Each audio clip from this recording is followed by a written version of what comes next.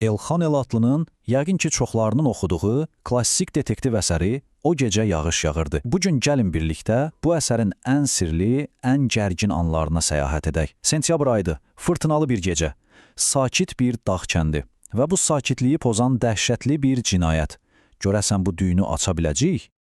Hekayə sentyabrın 14-ü gecəsi başlayır, özü də çox qəribə bir narahatlıq hissi ilə. Əsərin təhkiyəçisi, sahə müvəkkili Mehman yuxuya gedə bilmir. Pəncərədən baxanda uzaqlarda çaxan şimşəkləri, dağların üstünə çökən qapqara buludları görür. Sanki havada nəsə pis bir şeyin olacağından xəbər verən soyuq bir nəmlik var idi. Və o pis hadisənin xəbəri təəssüf ki, heç də çox gözlətmir.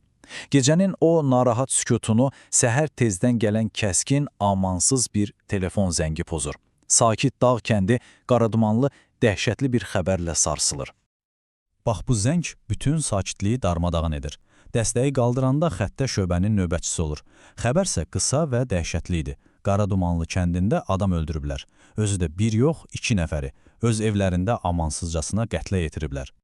Ən dəhşətlisi də bilirsiniz nədir? Qurbanlar kəndin ən sevilən, ən hörmətli adamları olan Mikail müəllim və onun həyat yoldaşı Fəzaya idi. Hər ikisi müəllim idi, bütün kənd onlara dərin hörmət bəsləyirdi.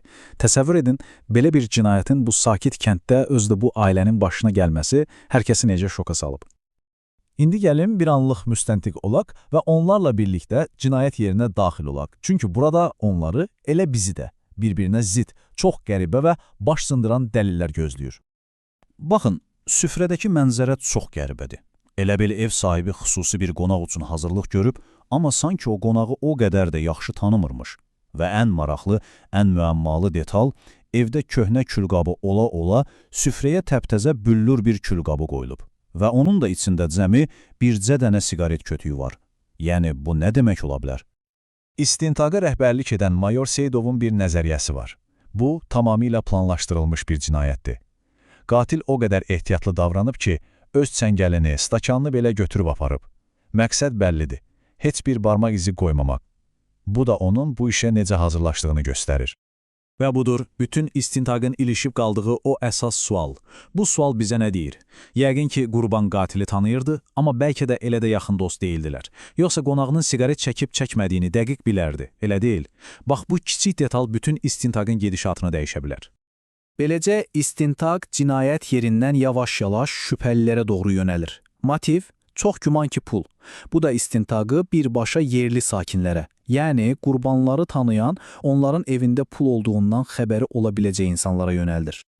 Deməli, kənddə bir şayiə gəzirmiş ki, Mikailin Rusiyada yaşayan qardaşı bu yaxınlarda ona $10.000 pul gətirib. Təsəvvür edirsiniz?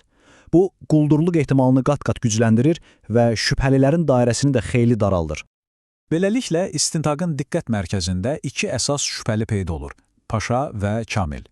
Paşanın keçmişdə məhkumluğu var, üstəlik qurbanın qardaşı ilə pul mübahisəsi də olub. Kamil isə sakit təbiətli olsa da, həmin gecə cinayət yerinin yaxınlığında görülüb və hərəkətlər bəzilərinə çox şübhəli görünüb. Hər ikisinin də öz alibisi, öz hekayəsi var. Bəs görəsən, hansı doğrudur? Gəlin bir anlıq bu gərgin istintaqa fasilə verək. Bu cinayət xəbərinin bu statistikanın arxasında dayanan insan hekayəsinə nəzər salaq. Axı Mikail və Fəzaya sadəcə bir ad deyil. Bu, itkinin əslində nə qədər böyük olduğunu anlamaq üçün çox vacibdir. İndi isə gəlin birbaşa kitabın öz sətirlərinə qulaq asaq. Elə bil ki, səsli kitab dinləyirik. Görək onların hekayəsi necə başlayıb, bir-birlərinə olan o böyük sevgiləri necə yaranıb.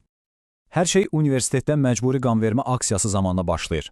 Mikail gizlicə bəyəndiyi 1-ci kurs tələbəsi Fəzayəni bu qorxulu prosedurdan xilas etmək üçün kiçik bir hiləyə əl atır. Sonra da onunla danışmaq üçün bəhanə tapır. Deyir ki, sizinlə kubud danışdığıma görə məndən inciməyin. Mən sizi oradan qurtarmaq üçün bu yolu seçdim. O gündən sonra onların arasında elə bir sevgi başlayır ki, sevirəm sözü belə bu sevgini ifadə etməyə aciz qalırdı. Fəzayənin atası qızının kəndə ərə getməsinə razı olmasa da, Fəzayə anasına yalvarır. Ana, məni bədbəxt eləməyin, mən Mikailsız yaşaya bilmərəm. Və beləcə onlar evlənirlər. Bu xoşbəxt evlilikdə onların bircə dərdi var idi, övladlarının olmaması. Yaxşı, bu lirik fasilədən sonra gəlin yenidən bugünə istintaqın gərgin anlarına qaydaq, çünki ortaya çıxan yeni məlumatlar cinayətin baş vermə vaxtını tamamilə dəyişir və ilk şübhəlilərin hekayələrini də ciddi şübhə altına alır. Və budur. Tibbi ekspertizanın rəyi. Bu istintaq üçün həlledici bir məqamdır. Ölüm vaxtı dəqiq müəyyən edilir. Həmin fırtınalı gecə saat 10 ilə 11 arası. Yəni cəmi 1 saatlıq bir zaman pəncərəsi var. Bu 1 saat ya şübhəlilərin günahsız olduğunu sübut edəcək, ya da onların yalanını üzə çıxaracaq.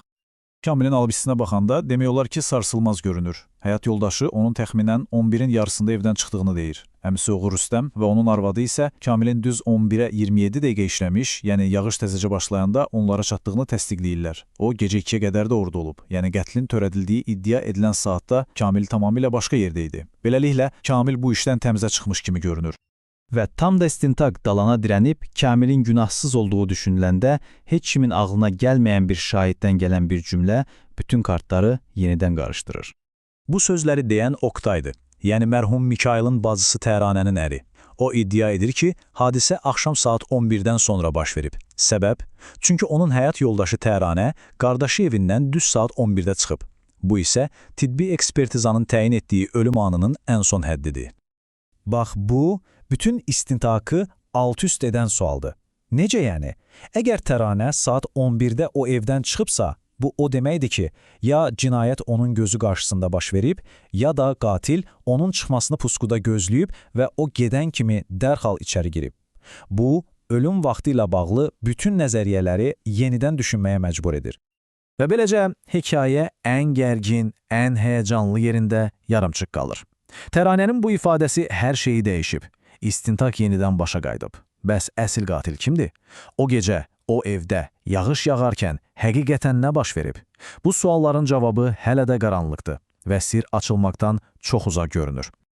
Bu hekayənin davamını və daha neçə-neçə belə sirli əsərin təhlilini izləmək istəyirsinizsə, o zaman mütləq Sətiraltı YouTube kanalına abunə olun. Həm də zəng işarəsini klikləyin ki, yeni videolarımızdan dərhal xəbəriniz olsun.